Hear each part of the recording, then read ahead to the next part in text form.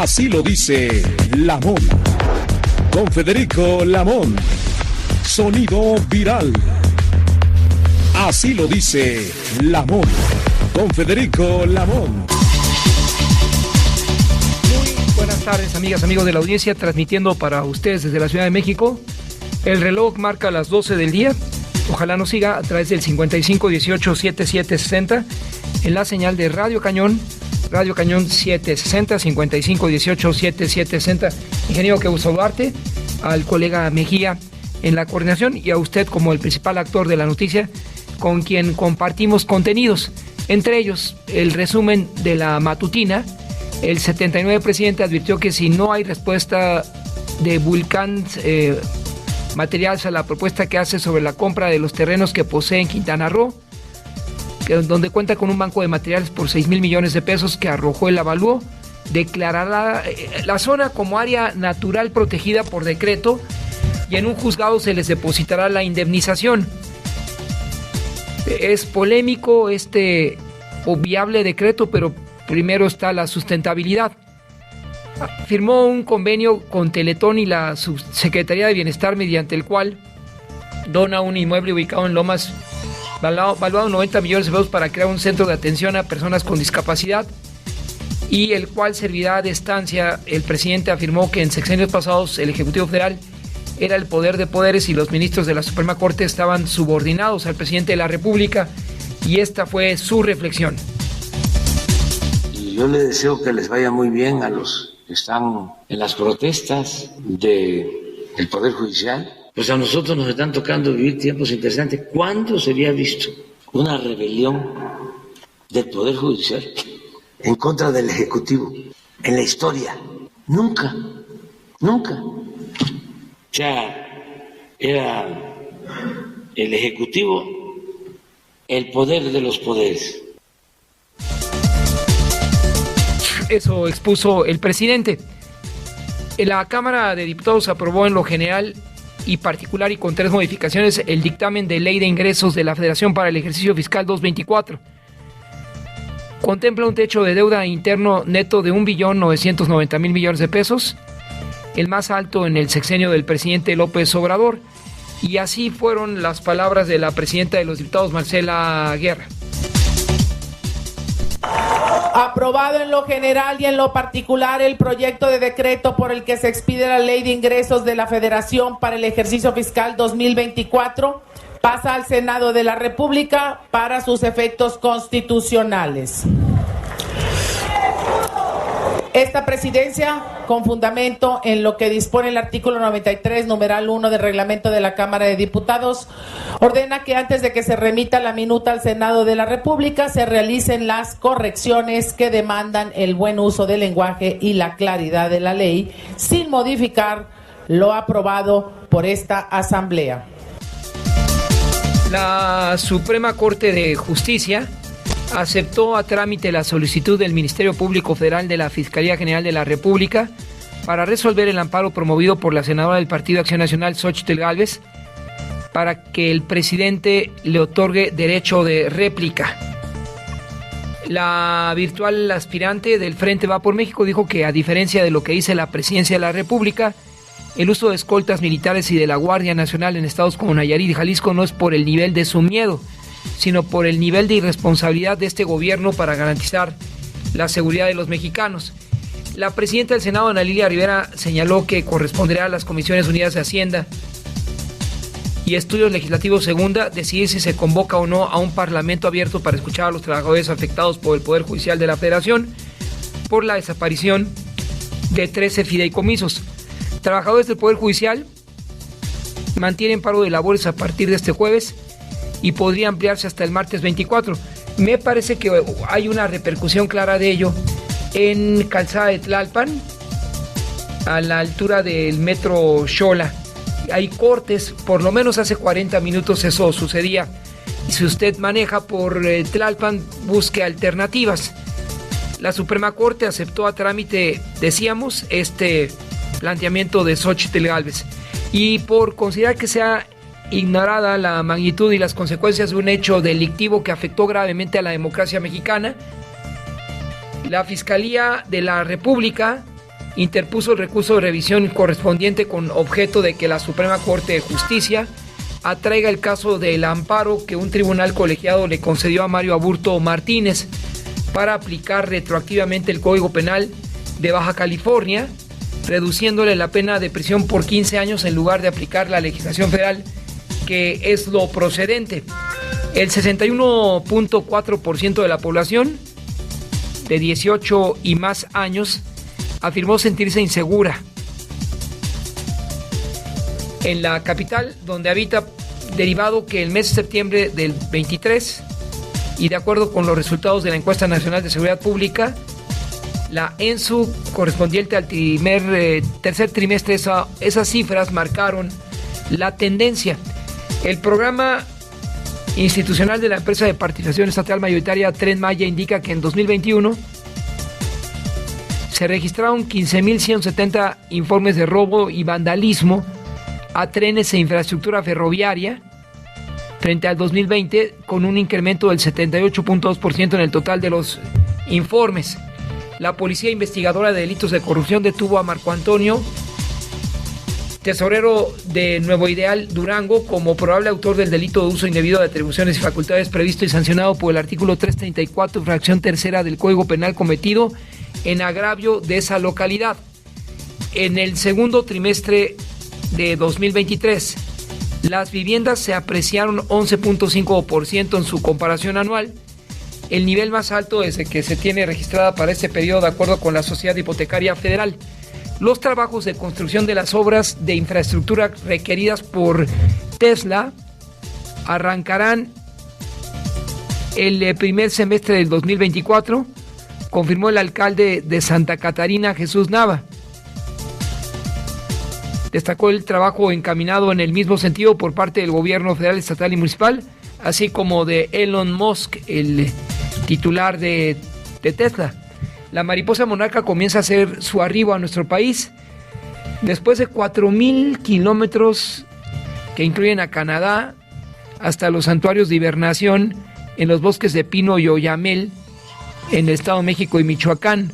Los bosques ahora ya brillan por su ausencia porque continúa la deforestación y las autoridades no lo contienden. El primer reporte confirmó eso, la observación de mariposa monarca, desde el pasado 13 de octubre en la carretera de Musquis a Boquillas, en el kilómetro 90 en Coahuila. En el tema del clima, el huracán Norma se debilitó a categoría 2 en escala Saffir-Simpson en la mañana del 20 de octubre del 23, es decir, en esta madrugada, en el Pacífico, mientras se dirige a Baja California Sur, con la finalidad de auxiliar a la población civil en casos de zonas de desastre o emergencia, tomando medidas para evitar en lo posible daños ante el paso del huracán Norma en costas de Baja California y Sinaloa. En lo relativo a la megalópolis, donde nos asentamos todos, a partir del 23, en 3 días, arrancará el nuevo servicio express. La red de transporte de pasajeros de la Ciudad de México, que dará servicio de la Estación Agrícola Oriental Metro hasta las Sarvocarnas en la línea 9. A 4 años de su instrumentación, esto en octubre del 19, la tarjeta de movilidad integrada se convirtió en la llave de acceso del 81% de trayectos en la capital. En promedio se registran 4.6 millones de viajes diarios, que ahora incluye el tren interurbano a Toluca, el Insurgente, que opera actualmente de Sinacantepec a Lerma, en el Estado de México, y un narcomenudista que opera desde hace más de 20 años en el barrio Bravo de Tepito, fue detenido en flagrancia con drogas por elementos de la Policía de la Ciudad de México. Alexis Emanuel, alias El Piolín, ubicado y arrestado en el cruce de Chimalpopoca y Chocongo, esto en la colonia Tránsito, Alcaldía Cuauhtémoc. Pero ¿saben para qué se preocupan? Si aquí en la calle Doctor Basilio Vadillo ya tenemos el primer santuario de consumo de marihuana. Ahí usted puede comprar.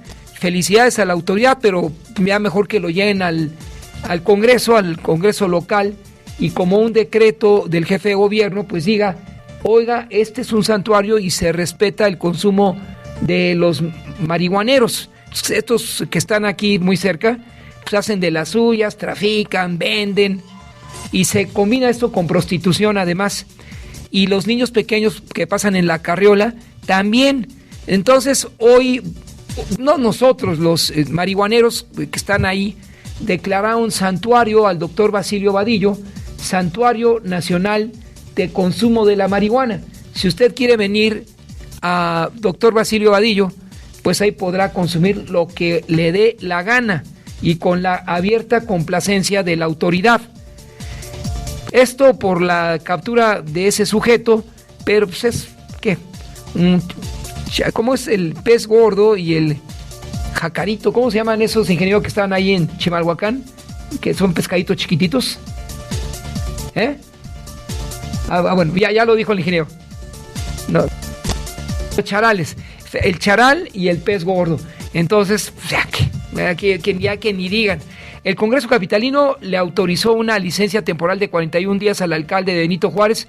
¿Cómo? Al alcalde de los bienes raíces, al alcalde de los bienes inmobiliarios de las tranzas, Santiago Taboada, quien se dedicará a aclarar la autoridad, no, las próximas semanas a buscar la candidatura de la oposición al gobierno citadino. Con ello, García Harfuch y la señora Clara Brugada pues le dirían bienvenido, pero pues, primero busca un amparo para que no vayas a prisión como el exalcalde de Benito Juárez, quien está ahí. Es muy extraño que la Alianza por Ciudad de México apoye a quien es acusado de estar vinculado con el cartel inmobiliario. El portavoz de las brigadas Al-Qassam Abu Ubaidah anunció este viernes la liberación de 2 rehenes estadounidenses por razones humanitarias con la mediación de Qatar, que es un abierto patrocinador precisamente de Hamas. El ejército israelí negó la acusación de que apuntó a una iglesia ortodoxa griega en Gaza, que resultó dañada ayer. El ministro de Salud de Gaza, que es controlado por Hamas, dijo que al menos 16 personas murieron y otras seguían enterradas bajo los escombros, como si fuera un sismo de 6-7 escala Richter, así quedó esa zona. Kenneth Chesebro, abogado de Donald Trump, durante su campaña en el 20, se declaró culpable en el caso sobre intento de revertir los resultados de las elecciones en Georgia y admitió conspirar con el entonces presidente de Estados Unidos para lograr ese objetivo. Son las 12:12. Vamos a la colaboración de la maestra Susana Mesa, la ópera de Don Giovanni. Buenas tardes, maestra, para usted. Adelante. Hola, ¿qué tal? Los saludo con mucho gusto, maestro Lamont, así como a su gentil audiencia. En este día vamos a recordar que en un mes de octubre, pero de 1787, Wolfgang Amadeus Mozart estrenó en Praga, hoy República Checa, su ópera Don Giovanni o Don Juan. Por el nombre, podríamos pensar que es Don Juan Tenorio, del famoso escritor José Zorrilla, pero no es así. De hecho, la ópera Don Giovanni es una ópera cómica basada en la obra de Tirso de Molina llamada El burlador de Sevilla y convidado de piedra. Esta obra es una mezcla de comedia con melodrama y tintes de misterio. Mozart siempre puso mucho empeño en que los cantantes reflejaran emociones. Para Mozart, el público debía sentir, reír y emocionarse con la obra. Trabajar con Wolfgang Amadeus Mozart era muy difícil, ya que era muy exigente con la orquesta, los cantantes y todos los que participaban en sus obras. La ópera fue exitosa en su momento y actualmente es la tercera ópera de Mozart que más se interpreta en el mundo entero. La primera es La flauta mágica, le siguen Las bodas de Fígaro y finalmente Don Giovanni. Quizás alguno de ustedes haya visto la película Amadeus. Para muchos es una mala película porque no hace justicia al genio de Mozart, y para otros es un buen filme porque acerca al público a este gran compositor. Lo cierto es que en la escena de la ópera Don Giovanni, donde justamente aparece la estatua del comendador y enfrenta a Don Giovanni, vale mucho la pena y es quizás uno de los mejores momentos del filme. Se dice que Mozart tenía 31 años cuando estrenó Don Giovanni y que fue complicado componerla. componerla, porque mientras él escribía, recibió la mala noticia de la muerte de su padre, quien se llamaba Leopold Mozart. Leopold fue muy estricto con su hijo, pero a la vez también deseaba que brillara como músico. Por eso su relación era complicada y tirante. Sin embargo, la muerte de su padre afectó mucho a Mozart y también en ese año cayó enfermo nuestro compositor, por lo que una vez recuperado, solo tuvo unos cuantos meses para terminar, montar y estrenar la famosa ópera que trata de un seductor sinvergüenza que encontrará un fatídico final, no sin antes hacernos partícipes de su ingenio y fechorías. Sin duda es una historia interesante, muy ad hoc a esta época de otoño y una buena recomendación para todos aquellos que deseen acercarse a la ópera. Agradeciendo el favor de su atención, feliz fin de semana y hasta pronto.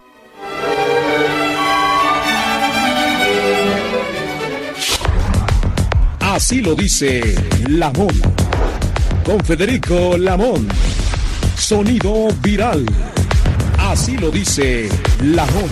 Exactamente las 12:17. Y a propósito de la muerte perinatal, vamos a hacer un enlace, dado que el pasado 15 de octubre, la legisladora Mariana Nazar planteó o propuso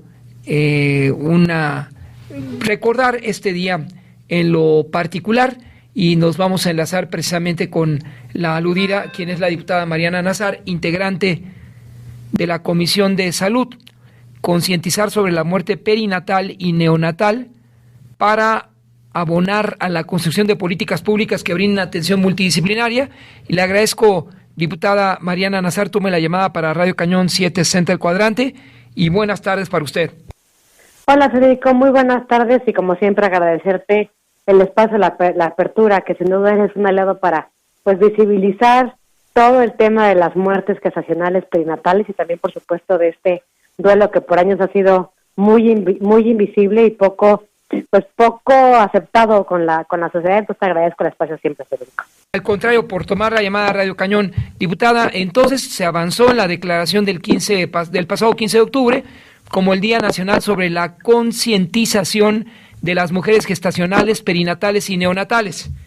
Mira, Federico, justamente como lo dices, estamos, aún no ha emitido la Comisión de Gobernación la definición de que ya tengamos un Día Nacional, pero yo estoy segura que es algo que en las próximas fechas, en la siguiente sesión seguramente tendremos esa gran noticia. Pero en el marco del Día Mundial, tú sabes que cuando se conmemora un día, una fecha internacional, una fecha mundial de concientización sobre algún tema, y que es el tema de muerte gestacional y perinatal, es una muy buena oportunidad, como lo mencionabas, para, desde el legislativo, que es lo que a mí me toca, presentar iniciativas, exhortos, puntos de acuerdo, y sobre todo visibilizar, ¿no?, que fue un poco lo que hicimos. Pedimos, solicitamos, no solamente a la Cámara, sino en la Ciudad de México, en muchos monumentos emblemáticos como el Monumento de la Revolución, Ángel de la Independencia, en mi tierra natal, Oaxaca, también la solicitud para poder iluminar los lugares más emblemáticos con esos colores azul y rosa que son los que simbolizan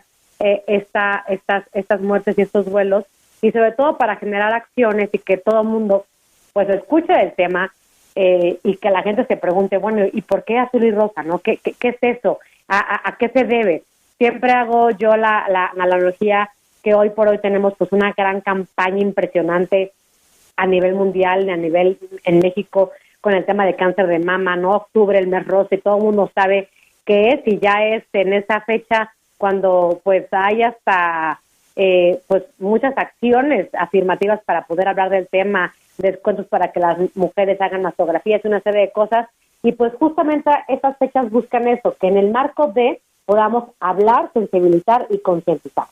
Y bueno, seguimos en esta gran lucha, alzando la voz por hacer conciencia, Federico, porque sobre todo para que las familias tengan un trato digno, un trato respetuoso, para todas las familias que hemos pasado por una muerte muy temprana que ninguna familia quisiera pasar. Y estas muertes tempranas pueden ser desde la etapa gestacional, en donde muchas veces por alguna causa médica en etapas ya inclusive muy, muy avanzadas, semana 37, 38, las mamás sí, o sea, pues su hijo fallece dentro del vientre, nacen sin vida. Y también en las etapas muy tempranas, que se llama la etapa neonatal, que son los primeros 28 días de un niño, ¿no? De una hija, de un hijo, en donde seguramente pues por algún problema estos bebés nacen y tienen que ser ingresados de manera inmediata a terapia intensiva, y que lamentablemente muchos de estos niños y niñas, estos bebés, pues no logran salir del hospital, y pues esos papás y esas mamás se quedan con los brazos vacíos, ¿no? Entonces, estamos peleando por protocolos. Quiero compartirles que justamente el martes 24 de octubre voy a tener en la Cámara una conferencia de prensa muy importante para dar a conocer una ley a la cual en honor a mi hija le pusimos Ley Olivia, para pues garantizar 7 derechos como mínimo a estas madres, padres, familias que pasan por la muerte de una hija o un hijo en cualquiera de estas etapas, y sobre todo un tema para visibilizar. Fíjate que en la Ley General de Salud ni siquiera viene el concepto, Federico, de que es una muerte neonatal, que es una muerte gestacional, que es una muerte perinatal. Entonces, pues siempre hemos dicho, y en el grupo parlamentario somos, pues no nos cansamos de decir de que lo que no se nombra no existe. Y entonces pasan estos atropellos de derechos con estas familias, con estas mujeres, porque justamente quedamos como a criterio de, bueno, pues si era una muerte, entra o no entra, entonces ¿qué significa? Bueno, y entonces, ¿qué procede? ¿Qué protocolo? Lamentablemente, como Cámara de Diputados, sabes que nosotros no podemos meternos en los protocolos de la Secretaría de Salud, pero bueno, yo he mandado muchos puntos de acuerdo y exhortado a la Secretaría como para poder capacitar, implementar y tener algunos protocolos, y al final se trata de hablar, visibilizar, y ha sido muy bonita la respuesta porque muchos hospitales públicos me han buscado, no solamente a mí, sino muchas agrupaciones que han trabajado por años estos temas, en donde decir, oigan, a ver, nos queremos acercar, todo lo que dicen nos hace sentido, claro que sabemos que estamos haciendo algo mal, pero no sabemos cómo hacer, cómo implementar esos protocolos para dar una atención humana y digna a estas familias. Y bueno, así han nacido muchas capacitaciones, mucho contacto con otros estados, con Chiapas, con San Luis Potosí, con Oaxaca, con Sinaloa, con Coahuila, para poder hacerles ver que hay algunas fallas y cómo lamentablemente pues estas familias que pasan por algo tan triste, nosotros tal vez no vamos a evitar. Mientras recuperamos la comunicación con la diputada, de acuerdo con el Fondo de Naciones Unidas para la Infancia, UNICEF, se estima que cada 16 segundos, ya pasaron 16 segundos, se produce una muerte fetal en el mundo, lo que significa que cerca de 2 millones de bebés nacen sin vida anualmente, y causa esto dolor, un cuadro sintomático psicológico que difícil o con una atención adecuada se logra revertir. Dado que se interrumpió brevemente la comunicación, diputada, aproveché para recordarle a la audiencia que de acuerdo con el Fondo de las Naciones Unidas para la Infancia, la UNICEF, se estima que cada 16 segundos se produce una muerte fetal en el mundo, o lo que significa que 2 millones de bebés nacen sin vida anualmente. Así es una cifra pues muy, muy alta, y la verdad es que en México lamentablemente vamos a la alza. Las cifras del INEGI tuvieron un aumento casi del 8%, entonces la verdad que con todos estos números, que es lo que yo te decía, lamentablemente hay veces que la cuestión médica no la vamos a evitar, no vamos a poder nosotros, a lo mejor ya no hay nada que hacer, digamos, pero lo que sí podemos hacer, lo que sí podemos intervenir y lograr es que esas familias tengan una atención adecuada, digna, respetuosa, que no se les trate como, bueno, tu bebé era un recién nacido, ¿no? Apenas tenía 3 días de vida, 4 días de vida. O peor aún, que son las más invisibles, cuando los bebés fallecen dentro del vientre de estas mujeres. Entonces, pues ahí está la lucha, que seguimos alzando la voz. Y bueno, pues decirles a todas las madres y padres que están atravesando por un duelo de esos que son pues muy dolorosos y muy tristes, que habemos muchas personas que estamos trabajando para tener una mejor atención y que los derechos de esas familias pues sean respetados, y que sobre todo pues puedan tener un proceso de duelo mucho mejor de lo que podría ser. Y evitar, diputada, lo presentaron ustedes ahí en el argumento legislativo, en el debate legislativo, la estigmatización, porque hay ocasiones en que a las madres se les ve culpables, y esto pues realmente no es así, y incluso les resta la manifestación hacia el dolor en un caso de este tipo. Así es, y fíjate que eso también parte de la mano de todos los testimonios que tienen la oportunidad, y le agradezco a estas familias y mamás y papás que se han acercado y que me cuentan su historia, que al final pues es una historia que entre las mamás y papás que hemos pasado por algo tan doloroso, pues siempre hay mucha empatía. Y muchas veces, fíjate que esto dice que en los hospitales es esta pregunta, ¿no? ¿Pero qué hiciste? Pues cuando el bebé fallece todavía en la etapa gestacional, como este tema de culpa del doctor, pues ya como por un protocolo, como por, no sé, tienen esta práctica lamentable de querer como insinuar que la mamá hizo algo, ¿no? Es que seguramente cargaste algo, que seguramente no te cuidaste, es que por qué no viniste antes, es que si no sentías movimiento de tu bebé, ¿por qué no llegaste antes de urgencias? Una serie de cosas que en nada suman, Federico, como lo acabas de decir, pues a este proceso tan doloroso. Por supuesto que ninguna mamá que lleva un hijo querido en el vientre pues quiere que pase una tragedia como esa. Entonces, vuelvo a lo mismo, esto es una parte de que no existe un protocolo. También estamos peleando porque se ponga una NOM. Yo sé que en este gobierno ha sido muy complicado el tema de las NOM, pero estoy segura que eso se va a cambiar y que vamos a tener a gente más empática el próximo año en la Secretaría de Salud. Entonces, son una serie de cosas que, como no se nombran en la ley, quedan a criterio y quedan a la suerte de si te toca un doctor, una doctora, una enfermera empático o humano. Y justamente lo que no queremos es eso, que esas familias queden a la suerte del doctor que les toque, sino que tengan mucha claridad de qué hacer y qué decir en esos momentos. Le agradezco, diputada Mariana Nazar, integrante de la Comisión de Salud, tomar esta llamada en un tema sensible, de evitar la estigmatización de los casos, y le vamos a ir requiriendo, diputada, cuando tenga tiempo de platicar con la audiencia de Radio Cañón. Muchísimas gracias, Federico, te agradezco siempre la apertura y que siempre a través de ti pues es una manera de poder llegar a más mamás y papás, y gracias siempre por todo el apoyo. Gracias a usted, diputada. Buenas tardes y mejor fin de semana. Hasta luego. Son las 12:28. Hay más información en Radio Cañón 760 del Cuadrante. Así lo dice Lamón. Con Federico Lamón. Sonido viral. Así lo dice Lamón. El próximo fin de semana se celebrará en Chiapas una cumbre de jefes de Estado para encontrar una salida al conflicto de la migración. La diputada priista Sofía Carvajal planteó visualizar y humanizar la crisis migratoria que enfrentan los venezolanos. Por eso viene el presidente Maduro al estado de Chiapas. Entre otros, proteger estancia de mujeres migrantes en México es algo impostergable, dijo la diputada, y así se visualiza en todo caso el tema de la migración, y en un momento sin duda crítico. Como integrante del grupo parlamentario de ese partido político, habló del tema de caminantes éxodo venezolano, y en una exposición fotográfica de Felipe Jácome busca ilustrar el dolor de las familias que dejan su país por la falta de bienestar, empleo, alimento y seguridad, entre otras cosas.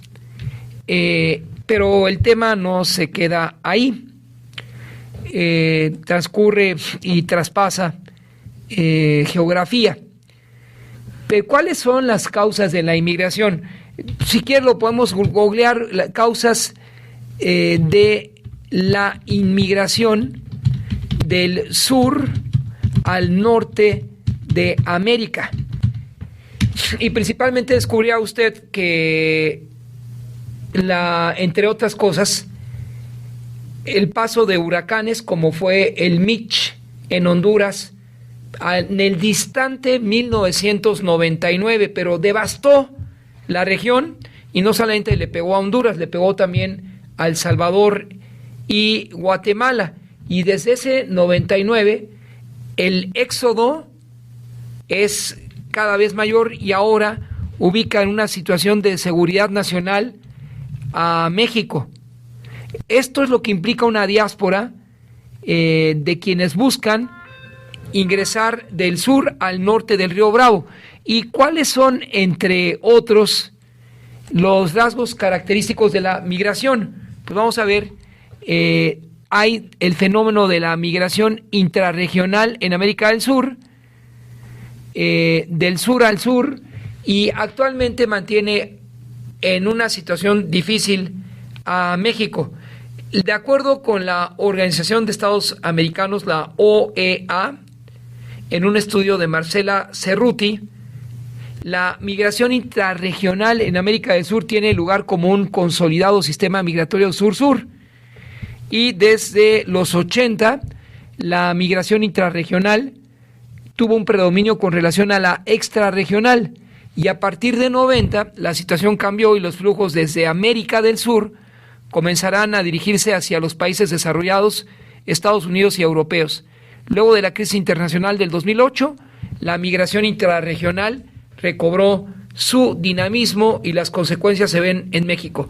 En el caso de Venezuela, por ejemplo, en la situación socioeconómica y política por la que vive esa nación, el número de migrantes intrarregionales de América del Sur y la división de la población de las Naciones Unidas entre 2019 y a la fecha, que suma a 7 millones, es decir, del 2010 al 2020, 7.800.000 personas nacidas en la región del Cono Sur, Bolivia, Ecuador, Colombia, Chile, Argentina, transitaron fuera de su región en búsqueda de mejores niveles de vida.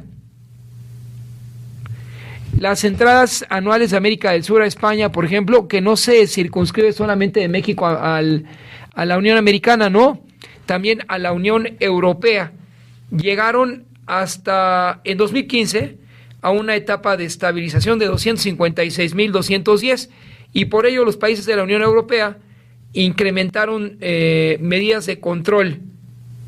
Los flujos, eso es un flujo migratorio intrarregional que mantuvo esa tendencia y tuvo como epicentro Argentina y la República Bolivariana de Venezuela, que en su momento también fueron receptores de inmigrantes de la región.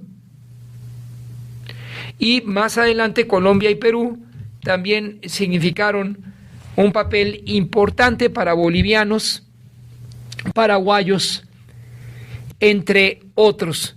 Por ejemplo, el tema de la diáspora de venezolanos en Argentina, venezolanos en Chile, bolivianos en Chile, colombianos en Chile, uruguayos en Argentina, colombianos en Ecuador, entre otros. Esto es recurrente y al final, de acuerdo con la Organización Internacional para las Migraciones, explica el porqué de este flujo constante de un continente hacia otro. El tema o problema es que a partir del 2013 se sumó ya más allá del intrarregional otro de carácter global, porque los corredores migratorios incluyeron a grupos procedentes de Asia y África, quienes apuntaron hacia Argentina y Ecuador. Entonces, la región sudamericana se convirtió en el punto de ingreso para ellos. Los países sudamericanos respondieron de manera rápida a la fuerte migración de la República Bolivariana de Venezuela y ante no un cierre, pero sí medidas rigurosas de control, los venezolanos optaron por trasladarse al territorio mexicano, ya no a Brasil, ni Argentina, ni Chile. Pensaron más en el ingreso al territorio mexicano, que básicamente se da de manera conjunta con los migrantes del Triángulo Norte, Honduras, El Salvador y Guatemala, entre otros. Y de Argentina y Chile son naciones también afectadas por ese flujo. De ahí que la cumbre del domingo, solo desde la perspectiva de este grupo de migrantes, deberá entender y encontrar una salida a los principales desafíos que son la integración social, económica y cultural de esos inmigrantes en otras regiones de América Latina y de la Unión Europea. Si el domingo no hay algo que se cierna a estos puntos, entonces la reunión quedará condenada a un fracaso, o más bien una señal de relaciones públicas. Lo importante es que lleguen con honestidad todos los mandatarios, los jefes de Estado, y se digan de frente cuáles son los mecanismos de negociación. México también contempló un programa para contener la migración del sur. Esto no fue solo porque el presidente Trump amenazara con establecer rigurosos aranceles a las exportaciones de acero mexicano, no, sino que la frontera sur ya es un foco rojo para el país. Vamos a ver qué fue lo que propuso México. Sembrando Vida fue, entre otros, el tema que el presidente abordó. Y en la nueva política migratoria de México da un giro importante en el 2018. México y su manera de controlar la migración más allá de lo que dijera el presidente Trump. En su momento, el presidente López Obrador fue persuadido, aunque después Presidencia lo negó, para contener la migración. Y aquí el estudio de Relief Web apunta que desde 1994, entonces Carlos Salinas, después Ernesto Zedillo, Vicente Fox y Felipe Calderón, acataron la misma estrategia estadounidense diseñada por el Departamento de Defensa, que considera a las personas migrantes como una amenaza a la seguridad nacional. En esos gobiernos se dejó que la Border Patrol Strategic Plan y el Beyond, el plan estratégico de la patrulla fronteriza, y años posteriores, creada en el Centro para Conflictos de Baja Intensidad del Departamento de Defensa, pues hiciera prácticamente del control de los 3.250 kilómetros de la frontera sur. Estados Unidos cambió pocas veces a la Guardia Nacional, que forma parte del ejército, y México se encontró frente al dilema de un muro para contener la migración y frente a la estrategia del presidente López Obrador, cuyo eje es el plan de migración y el desarrollo de la frontera norte y sur. El objetivo, impedir que los migrantes se acerquen a Estados Unidos, como lo explicó el presidente López Obrador en su conferencia del 7 de septiembre del 21. Si permitimos que transiten al norte de nuestro país para cruzar la frontera, estamos corriendo riesgos, demasiados riesgos. La estrategia fue impugnada por organismos como Derechos Humanos y la Fundación de Justicia, la Agencia de Naciones Unidas para los Refugiados, la ACNUR, y la Organización Internacional de Migraciones. A pesar de ello, el cerco se fortaleció. En 2019, la Secretaría de la Defensa informó del despliegue de 8.715 elementos de las Fuerzas Armadas para vigilar las dos fronteras. Este número cayó y, por lo tanto, se sigue considerando a la frontera sur de México con Guatemala y Belice como una frontera porosa, así como escucha. Y finalmente, en la frontera sur hay diversas actividades operadas por la Secretaría de la Marina, el personal del Ejército y la Guardia Nacional, para contener de manera humanitaria ese flujo. Y este tema también se subió a la Estrategia Nacional de Seguridad Pública del Gobierno Federal y fue presentado en mayo del 2019. Hasta aquí un resumen de la importancia, de lo importante y relevante que es este encuentro de jefes de Estado del domingo en el estado chiapaneco. 12:42. Así lo dice Lamón. Con Federico Lamón. Sonido viral. Así lo dice Lamón. Son las 12:45 de la audiencia. Primero fue en la alcaldía Chintolola, ahora en Cuauhtémoc. Gerardo López nos platica de un problema en el cobro del agua. El bimestral era de 300 pesos, pero al cuarto bimestre del año llegó a 1,350. Acudió a la sucursal en Avenida Monterrey, Guanajuato, en la colonia Roma, y le dijeron que el aumento era porque no consumía agua. Le recomendaron por lo menos desperdiciar el agua bajando la palanca del baño. ¿Cómo? unas 10 veces diarias para regresar a su tarifa normal de 300 pesos. Óigame, pues eso es una infamia.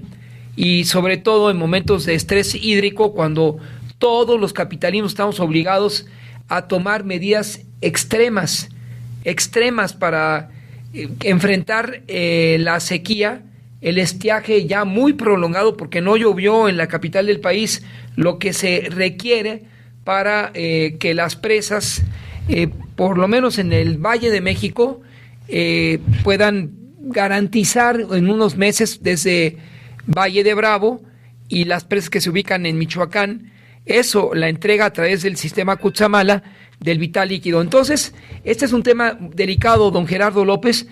De nuestra condición buscaremos la información apropiada para ayudarlo a resolver las dudas y justicia que debe recaer a su favor ante esta maraña de burocracia que se llaman las instancias del agua, es la Comisión de Aguas de la Ciudad de México. Entiendo que le recomienda desperdiciar el vital líquido cuando no se debe, y así usted regresaría a la cuota de la tarifa normal de 300 pesos. Piensa, servidor, que ojalá no ocurra, pero este incremento en las tarifas del agua en bloque va a ser un recurrente desde la próxima semana y por siempre. El cambio climático pegó a la Ciudad de México, la transformó para mal y reveló una serie de corruptelas, como es la autorización de las torres gigantes del Airbnb aquí en Reforma. Una de ellas está próxima al Monumento de la Revolución, y ¿saben qué? Tiene albercas. Esto es una infamia. En ningún edificio de la capital del país, en primer lugar, debe existir una sola alberca. Ya los gimnasios son otra historia, pero es un desperdicio brutal de agua, y creo que solo el Centro Deportivo Israelí, desconozco el Chapultepec, hacen un cuidado o un reciclaje del agua que emplean hasta 3 o 4 veces para finalmente arrojarla al drenaje. Ojalá que el Club Chapultepec lo haga así.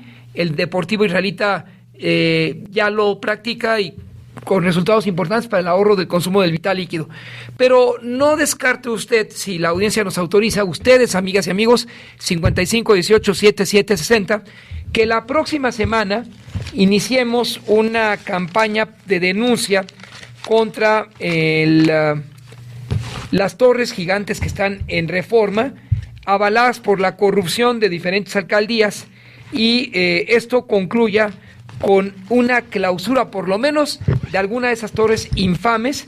Está buscando el documento que nos hicieron favor ayer de proporcionar en la calle. Dice, el movimiento COBETAP es el colectivo de vecinos originarios de la colonia tabacalera. Es un boletín, si me permiten así expresarlo, de media cuartilla. Fíjese lo que dice. Surge en la enorme preocupación por las grandes construcciones que están haciendo en nuestra colonia, aquí en la Tabacalera, donde está ABC Radio. Dice, las autoridades pretenden que esta colonia sea paraíso inmobiliario, dando licencias y cambios de uso de suelo para que se construyan grandes edificaciones que superan los 20 niveles.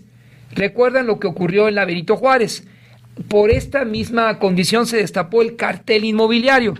Y luego ellos invitan a su manera a que se incorpore quien quiera a su organización, y es el Centro Nacional de Organizaciones en Reingeniería Urbana y Social. Tenemos más de 20 años en apoyo a los capitalinos con problemáticas vecinales y otros temas efectuados en los foros o contemplados en el foro de seguridad, y de hecho propuestas sobre la problemática social ausente que están ahí. El tema es cancelar, después del resultado que arroje el foro de opinión ciudadana de las grandes construcciones, es válido o no, y particularmente en el triángulo de la Tabacalera. A ver qué nos plantea finalmente el COBETAP, el colectivo de vecinos originarios de la colonia tabacalera. Ya no cabe nada, los edificios están saturados. Es realmente una verdadera pena que las autoridades, no sé si esto compete al gobierno central o a la alcaldía Cuauhtémoc, y si es la Cuauhtémoc, sin corroborarlo, pues por ahí hay una alcaldesa que se promueve para otros cargos de elección popular y se le vincula mucho en esa misma condición. Pero ¿acaso, vamos a ver, el COBETAP se opone? ¿Acaso no cree usted, amigo residente de la Tabacalera, ver sus desarrollos, torres inmobiliarias, que llegó la hora de declarar una veda inmobiliaria en la capital de la República? Eso es lo que plantea su servidor. Y este COBETAP, que tiene la responsabilidad de denunciar puntualmente a las empresas inmobiliarias. 5 inmobiliarias importantes existen en la Ciudad de México. Una es Century 21, es una de las inmobiliarias más reconocidas en México. Y en la capital, Tecnocasa, Coldwell Banker, Remax y Mega Soluciones Inmobiliarias. Habrá que ver cómo operan cada una de ellas. Nunca lo pensamos, no teníamos la forma de acceder a ello, pero ya la audiencia se ha acercado generosamente a Radio Cañón y plantea por sus siglas COBETAP. Por cierto, cuando su servidor ingresó hoy al metro, nos regalaron Villa de Cortés. Hay grupos originarios que se pronuncian porque no lleva ese nombre, el metro de Villa de Cortés, pero ahí la distribución de propaganda de una candidata al gobierno de la Ciudad de México era importante. Se la estoy mostrando al ingeniero y a Mejía, esta publicidad de una candidata a jefa de gobierno. A ver, ingeniero Vela, mira, no omitimos porque no sé si caemos en el delito electoral, pero hoy en el metro Villa de Cortés nos dieron este panfleto a favor de una de las aspirantes a coordinar la defensa del voto en la Ciudad de México. La semana anterior, Omar García Harfuch se reunió con dirigentes del Movimiento de Regeneración Nacional y ahí expuso cuál es la condición que lo lleva a disputar a la otra candidata la nominación para alcanzar la defensa del voto. Y junto con COBETAP me parece que son los temas que vamos a abordar para ustedes en los próximos días. La COBETAP denuncia y pide extinción de dominio en los inmuebles, en las torres que están cerca de Basilio Vadillo, donde se ubica Radio Cañón, y donde también, aparte de esto, Basilio Vadillo pues ya fue inaugurada, como iniciamos la transmisión hoy, como el primer santuario libre del consumo de drogas. Aquí lo que usted quiera, lo comentamos al principio. La marihuana tiene un costo, pero no le vamos a hacer publicidad a los señores que la venden. Es muy asequible, es un precio, pues pareciera que es un artículo primario, un bien primario, la marihuana que se vende aquí, o vaya usted a saber cómo se encuentra esto, pero es muy clara la señal de esa venta. Y finalmente, ¿cuáles son las inmobiliarias más grandes del mundo? De ellas en México hay 2, pero está Jones Lang, LaSalle, Cushman y Wakefield, Colliers International, el Caballero Franco de Newark y bienes raíces Keller Williams.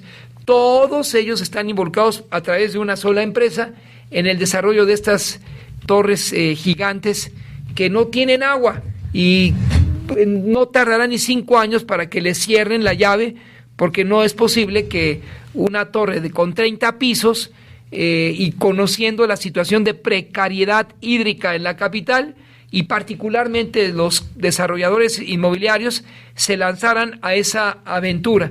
Y si nos permiten, la próxima semana buscaremos a los líderes de COBETAP, el colectivo de vecinos originarios de la colonia Tabacalera, para conocer su visión y el porqué de estas construcciones que son verdaderamente infames. Y finalmente, del informe de COBETAP A ver, déjame, vamos ahí para que usted lo tenga más claro. COBETAP y cuáles son las conclusiones, si ya fueron a la asamblea. Cancelar torres en CDMX. Véanlo usted si nos acompaña. El director de esa institución es Erasmo Martínez, un periodista, por cierto. Ayer lo encontramos y nos platicó de todas las irregularidades en materia de construcción. Pero él se pronunció porque concluyan las grandes construcciones en la Ciudad de México. Y si a usted no le importa, y a nosotros tampoco, estamos condenando al colapso de una ciudad seca que en 2024 vivirá un proceso electoral inédito y a través de lo cual el tema del vital líquido, más que la seguridad, más que todo, está ahí como el top issue de los candidatos aspirantes al gobierno de la Ciudad de México. Y solo para concluir, ¿quiénes otorgan el cambio de uso de suelo en la Ciudad de México? ¿Qué instancia otorga el cambio de uso de suelo en CDMX para rascacielos? ¿Y cuáles son sus implicaciones? Verá, así puede hacer hasta usted su propio noticiero. Usted pregunta y el mismo Google le responde, y el trámite para realizar el cambio de uso de suelo urbano en predios particulares como los de esta colonia, la Tabacalera, que de la noche a la mañana cambian y pues uno no sabe a qué se va a tener. En fin, llegamos a la recta final de este espacio informativo. No se vaya usted a donde tenga que ir el fin de semana y cuando terminemos ya la transmisión, sin dejar de pensar en que COBETAP tenga la razón y podamos iniciar una campaña junto con COBETAP para que se cierre ya el desarrollo de nuevas torres que no tienen agua. 12:58, no olviden, la propiedad se depreciará por esos eventos de corrupción en el corto y mediano plazo. Ya no invierta en la Ciudad de México, eso es inseguro en una ciudad que es desértica y donde los mantos acuíferos comienzan a agotarse. 12:58, gracias Diego por el apoyo a este servicio informativo, gracias al colega Mejía. Hay más información en Radio Cañón, siga usted con este espacio en el Meridiano, el Vespertino y todo lo que Radio Cañón propone para el desarrollo de contenidos. Buenas tardes y mejor fin de semana. Así lo dice Lamón. Con Federico Lamón. Sonido viral. Así lo dice Lamón.